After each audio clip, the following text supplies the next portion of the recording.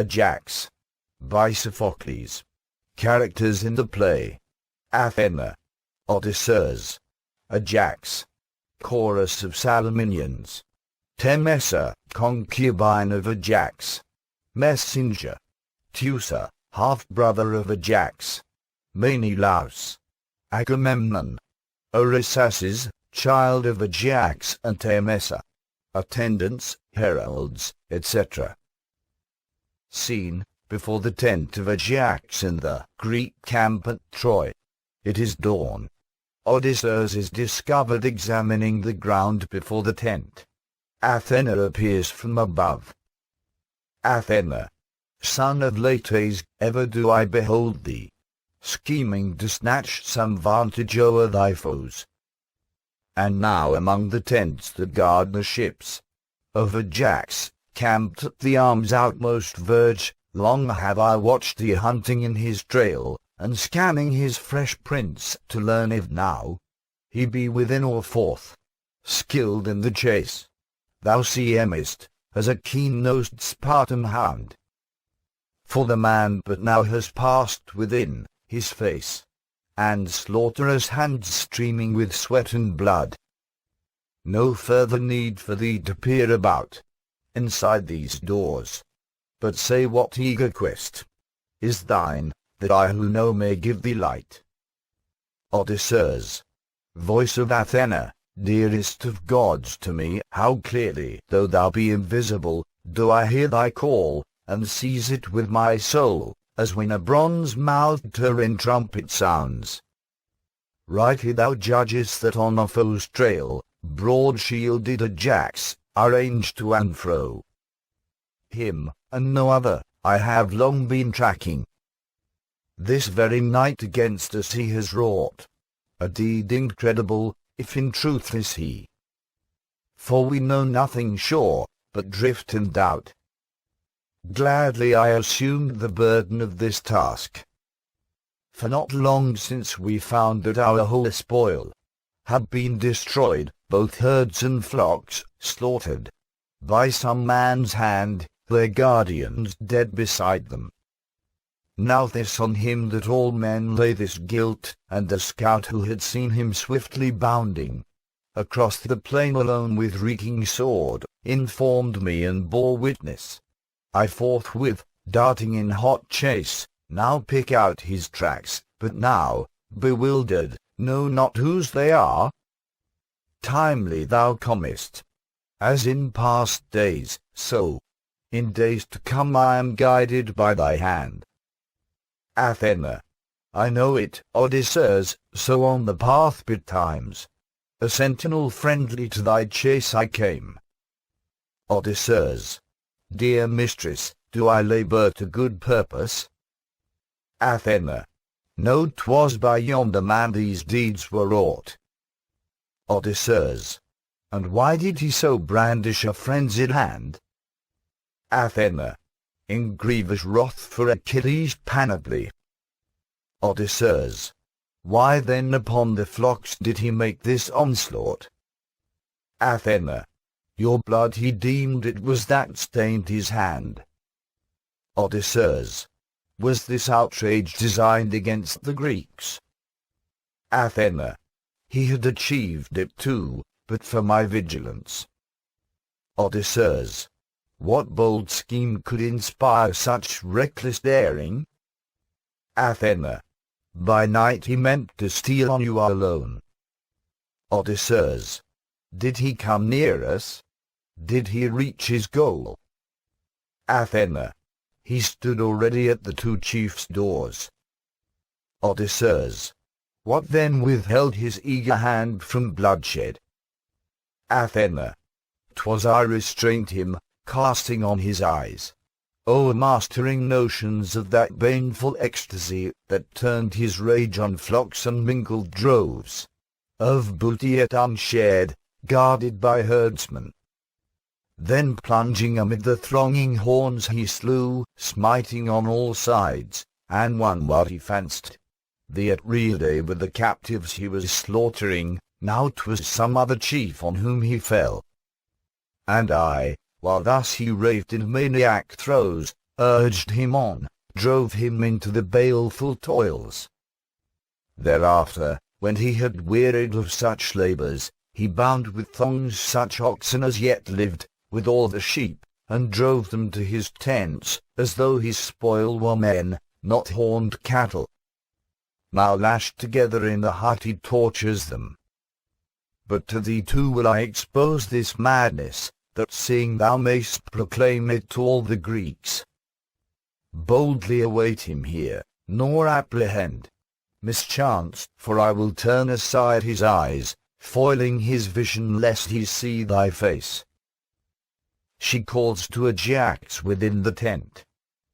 Hearken, thou who art pinioning with cords the wrists of captives, hither, I bid thee, come. Thou, Ajax, hear me, come to thy tent's door. Odysseus. What dost thou, Athena? Do not summon him forth. Athena. Abide in silence. Earn not the name of coward. Odysseus. Nay, by the gods, let him remain within. Athena. What dost thou dread?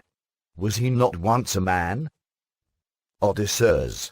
Yes, and to me a foeman, and still is. Athena. To mock foes, is not that the sweetest mockery? Odysseus. I am content he should remain indoors. Athena. To look upon a madman art thou feared? Odysseus.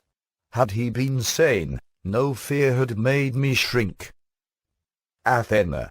Even now he shall not see thee near as thou art. Odysseus. How so, if still with the same eyes he sees? Athena. His orbs will I make dark, though vision is theirs. Odysseus. Well, all is possible, when this a god contrives. Athena. Stand then silent, abiding as thou art. Odysseus. Stay I must, yet I fain would be far hence. Athena. Ho, Ajax. Once again I summon thee. So slight is thy regard for thine ally. Ajax appears in the tent door, with a blood-stained scourge in his hand. Ajax. O hail, Athena! Hail, thou Zeus-born maid! Nobly hast thou stood by me. Now will I crown thee with trophies all of gold for this rich conquest. Athena. Thy words are welcome. But now tell me this, hast thou dyed well thy sword in the Argive host? Ajax. Such vaunt is mine. I disclaim not that glory. Athena. Against the Atridae didst thou arm thy hand? Ajax. So that Ajax never more shall they insult. Athena. The men are dead, if rightly I take thy meaning. Ajax. Yes, dead. Now let them rob me of my arms. Athena. 'Tis well. And what then of Lates' son? In what plight does he stand? Or has he escaped thee? Ajax. Wouldst thou know where is that accursed fox? Athena. Even so Odysseus, thine old adversary. Ajax. Goddess, a most dear captive in my tent. He sits. I do not mean him to die yet. Athena. Till thou hast done what, gained what further vantage? Ajax. Till bound fast to a pillar beneath my roof. Athena. What evil wilt thou inflict on the poor wretch? Ajax. His back the scourge must crimson ere he dies. Athena. Nay, do not torture so the wretched man. Ajax. Athena, in all else will I do thy will, but his shall be no other doom than this. Athena. Thou then, since thy delight is to act thus, smite, spare not, abate naught of thy intent. Ajax. To my work I return, and thus I charge thee, as now, so always fight thou upon my side. Ajax goes back into the tent. Athena. Seest thou, Odysseus, how great the strength of gods? Whom couldst thou find more prudent than this man, or whom enact more valiant, when need called? Odysseus. I know none nobler, and I pity him. In his misery, albeit he is my foe, since he is yoked fast to an evil doom. My own lot I regard no less than his. For I see well, naught else are we but mere phantoms, all we that live, mere fleeting shadows. Athena. Warned therefore by his fate, never do thou thyself utter proud words against the gods, nor swell with insolence, if thou shouldst vanquish some rival by main strength or by wealth's power. For a day can bring all mortal greatness low, and a day can lift it up. But the gods love the wise of heart, the froward they abhor. Athena vanishes and Odysseus departs. The chorus of Salaminians enters. Chorus. Singing. Son of Telamon, lord of Salamis isle, on its wave-washed throne mid the breaking sea, I rejoice when fair are thy fortunes, but anear thou art smitten by the stroke of Zeus, or the vehement blame of the fierce-tongued Greeks. Then sore am I grieved, and for fear I quake, as a fluttering dove with a scared eye. Even so by rumour murmuring loud, of the night late spent our ears are assailed. This a tale of shame, how thou on the plains, where the stags roam wild, didst ruin the Danaan flocks and herds, our spear-won booty as yet unshared, with bright sword smiting and slaughtering. Such now are the slanders Odysseus forges, and whispers abroad into all men's ears, winning easy belief, so specious the tale he is spreading against thee, and each new hearer rejoices more than he who told, exulting in thy degradation. For the shaft that is aimed at the noble of soul smites home without fail, but where should accuse me of such misdeeds, no faith would he win. 'Tis the stronger whom creeping jealousy strikes. Yet small men reft of help from the mighty can ill be trusted to guard their walls.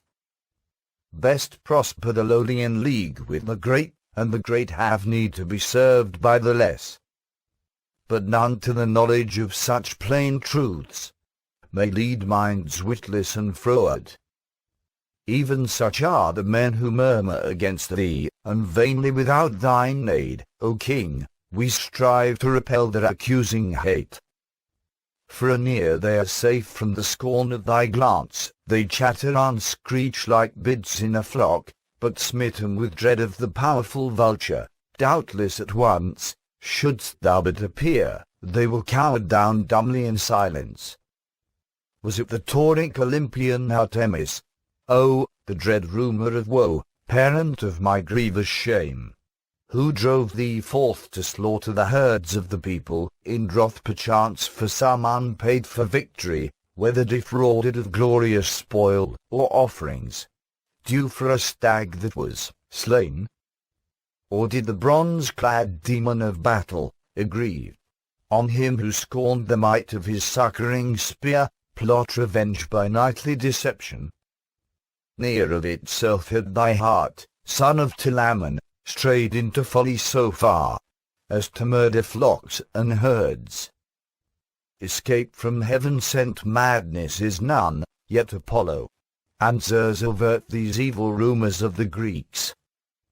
But should the story be false, these crafty slanders, spread by the powerful kings, and by the child of the infamous Sisyphid line, no more, my master, thus in the tent by the sea, hide thy countenance, earning an ill fame. Nay, but arise from thy seat, Aeneas long wrapped in brooding pause from the battle thou hast lurked, arise, heaven high kindled the flame of death. But the insolence of thy foes boldly thus wanders abroad in the wind-swept glens. Meanwhile all men mocking, with venomous tongues taunt thee, but grief in my heart wanes not. Tecmessa enters. The following lines between Tecmessa and the chorus are chanted responsively. Tecmessa, liegemen of Ajax, ship companions, ye children of earth's sprung-edged third race, lamentation is now our portion, to whom dear is the far-off house of Telamon, now that the stern and terrible Ajax lies whelmed by a storm of turbid wildering fury. Chorus. To what evil change from the day's woe now has night given birth? Thou daughter of Phrygian Teutus, speak, for a constant love has valiant Ajax borne thee, his spear-won prisoner bride. Then hide from us naught that thou knowest. Tecmessa, how to utter a tale of unspeakable things. For disastrous as death is, the happy will hear. In the darkness of night madness has seized our glorious Ajax, he is ruined and lost. Hereof in the tent may proof be seen, sword-slain victims in their own blood bathed, by his hand sacrificially slaughtered. Chorus. What tidings of the fiery warrior tellest thou, not to be born, nor yet to be disputed, rumoured abroad by the chiefs of the Danaan host, mightily still spreading and waxing? Woe's me! I dread the horror to come. Yea, to a public death doomed will he die, if in truth his be the hand that wielded the red sword that in frenzy hath slain the herds and mounted herdsmen. Tecmessa, ah me! Thence was it, thence that he came to me, leading his captive flock from the pastures thereof. In the tent some did he slaughter, others hewed he asunder with slashing sword. Then he caught up amain 2 white-footed rams, sliced off from the one both the head and the tongue, and flings them away, but the other upright to a pillar he binds. Then seizing a heavy horse-harnessing thong, he smites with the whistling double lash, uttering fierce taunts which an evil fiend no mere mortal could have taught him. Chorus. This time that now each with shamefully muffled head forth from the camp should creep with stealthy footsteps. Nay, on the ship let us muster, and benched at the oars, over the waves launch her in swift flight. Such angry threats sound in our ears hurled by the brother princes, the Atreidae, and I quake, fearing a death by stoning, the dread portion of all who would share our hapless master's ruin. Tecmessa, yet hope we, for ceased is the lightning's flash, his rage dies down like a fierce south wind. But now, grown sane, new misery is his, for on woe's self-wrought he gazes aghast, wherein no hand but his own had share, and with anguish his soul is afflicted. Leader of the chorus. Nay, if this ceased, there is good cause to hope. Once this past, of less moment is his frenzy. Tecmessa, and which, were the choice thine, wouldst thou prefer, to afflict thy friends and feel delight thyself, or to share sorrow, grieving with their grief? Leader. The twofold woe, lady, would be the greater. Tecmessa. Then we, though plagued no more, are undone now. Leader. What mean thy words? Their sense is dark to me. Tecmessa. Yonder man, while his spirit was diseased, himself had joy in his own evil plight, though to us, who were sane, he brought distress.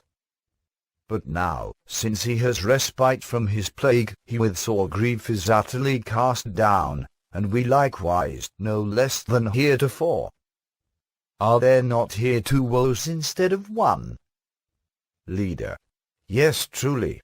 And I fear, from some god came this stroke, how else? If, now his frenzy is ceased, his mind has no more ease than when it raged. Tecmessa. this even as I said, rest well assured. Leader. But how did this bane first alight upon him? To us who share thy grief show what befell. Tecmessa. Thou shalt hear all, as though thou hadst been present. In the middle of the night, when the evening braziers no longer flared, he took a two-edged sword, and fain would sally upon an empty quest. But I rebuked him, saying, What dost thou, Ajax? Why thus uncalled wouldst thou go forth? No messenger has summoned thee, no trumpet roused thee. Nay, the whole camp is sleeping still. But curtly he replied in well-worn phrase, Woman, silence is the grace of woman. Thus schooled, I yielded, and he rushed out alone. What passed outside the tent, I cannot tell. But in he came, driving lashed together bulls and shepherd dogs, and fleecy prey. Some he beheaded, the wrenched back throats of some he slit, or cleft their chines, others he bound and tortured, as though men they were, not beasts. Last, darting through the doors, as to some phantom, he tossed words, now against the Iliad, now taunting Odysseus, piling up huge jeers of how he had gone and wreaked his scorn upon them. Soon he rushed back within the tent, where slowly and hardly to his reason he returned. And gazing round on the room filled with havoc, he struck his head and cried out. Then amidst the wrecks of slaughtered sheep a wreck he fell, and sat clutching his hair with tight-clenched nails. There first for a long while he crouched speechless, then did he threaten me with fearful threats, if I revealed not all that had befallen him, asking what meant the plight wherein he lay. And I, friends, terror-stricken, told him all that had been done, so far as I had knowledge. Forthwith he broke forth into bitter wailing, such as I ne'er had heard from him before. For always had he held that such laments befitted cowards only, and low-souled men, but uttering no shrill cries, he would express his grief in low groans, as of a moaning bull.